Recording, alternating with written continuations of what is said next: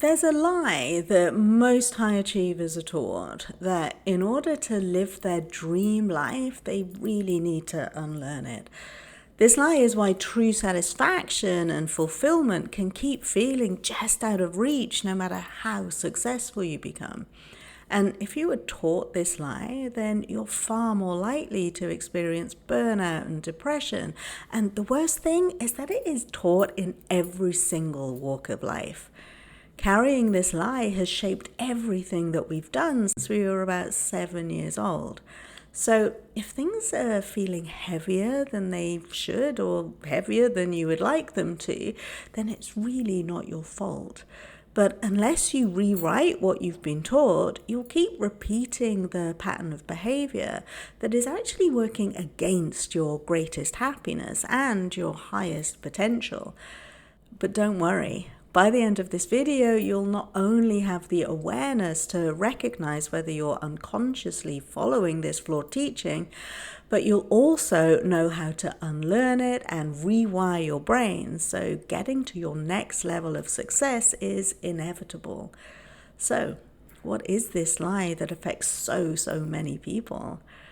It's that if things come too easily to you, you haven't earned them, and therefore your achievements are meaningless. Let me know in the comments if this is something that you've experienced or something that you were taught, because it doesn't stop there.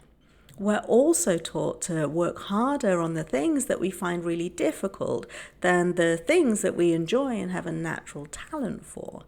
I'll explain in a minute why this second teaching is even more detrimental to our success and happiness than the first, because there's so much more to it than the obvious outcome, which is that we work our asses off to be just above average in the difficult areas.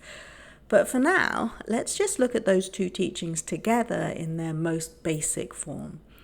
The combination of those two lessons keeps us working really hard on things we might not be expressing our intrinsic gifts in, but by doing so, we're able to keep proving our worth and value, yeah? This is how we end up in acceptable careers that don't bring us any joy, but meet certain expectations and, pay the bills. We ignore our natural calling because we're taught that there's no virtue in it because it doesn't come with the required amount of struggle. Not only that, because following our joy and listening to our intuition leads us to the path of least resistance, everything comes easily to us. And then, of course, we reject it because it doesn't fit the narrative that we have to work really hard to be worthy of receiving the life we want. Okay, so before we go on, I've got to tell you how everything is designed to work, because it'll explain just how far off the mark these two teachings really are. This is where spirituality meets neuroscience and manifestation. Please forgive the interruption. I was wondering if you could do me a massive favor. As you've got this far in the video, please could you give it a like and leave a purple heart in the comments to help teach the algorithm who to show this work to. I think it's a bit confused right now, so I really appreciate you doing that. Thanks again. I'll take you back to your video now. Now, two key parts of the brain, the RAS, that's the reticular activating system, and the DMN, which is the default mode network, they work together to filter what we notice and shape who we believe we are. While repetition shapes our identity like it's being carved with a pencil, trauma rewires it instantly like a pickaxe smashing through everything that came before it. So generally speaking, your identity is formed through repeated neural patterns that shape how you see yourself and how you respond to the world. When we're talking about the universal laws, the law of attraction states that we manifest a life based on who we are through the frequency that we're vibrating at.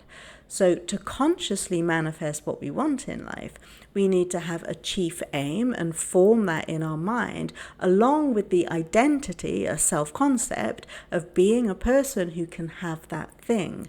That chief aim activates the RAS, so we're more aware of the opportunities that will lead us towards the things that we want. If our DMN has a self-concept that doesn't match being a person that can get the thing that we want, it might be perceived as being unsafe to have it, and that will trigger the amygdala and activate a fear response. Now, we're always being guided by our emotions, but we've been taught to turn that upside down too.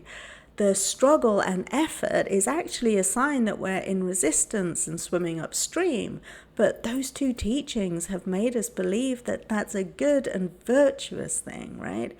So we ignore the warnings of our emotions. Our RAS keeps us on high alert to bring more struggle to our attention, and our DMN has a self-concept of someone who must always be working really hard, otherwise who are you, right?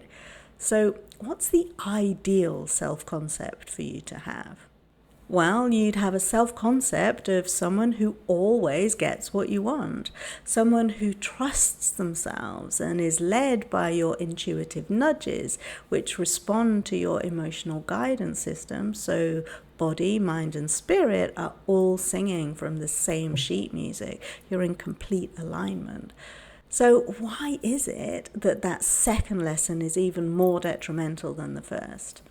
Well, it's because working harder on the things that we find difficult instead of things that we love and find easy, it actually lowers our self-concept of our greatness.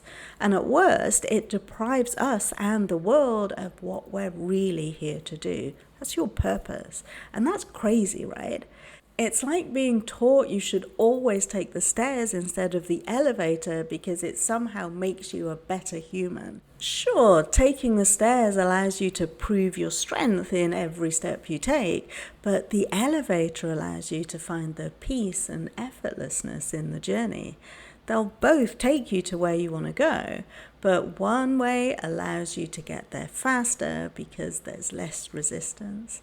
So now that you know all of this, which are you going to choose? The choice might actually be harder than you think. Like I say, you've been trained all of your life to do it the hard way and take the stairs. But to find the peace in your success and to quantum leap into new levels of success and happiness that maybe you never thought possible before, I highly recommend that you embrace taking the elevator. Because it's not cheating and it's not laziness. It's literally working in alignment with your purpose for being here and the natural laws of the universe that support your happiest life. And just because you work really hard and struggle, well, it doesn't guarantee that you're ever going to get the payoff that you're working for, right?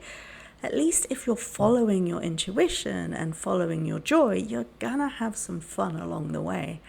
And a great way to start doing this work is by joining me in my free 14-day mini course, Rewire Your Brain for Happiness. It lives in my school community and it's full of neuroscience, psychology, spirituality, and manifestation techniques that will help you to live a life that really does feel as good as it looks. Now, the next video that I recommend you watching is my last one that goes into how to make bold moves that manifest the life that you want. So click there to watch that next. I look forward to seeing you in my community. And if I don't, well, just know that you're ready. And this is where it begins. I'll see you next time. Bye.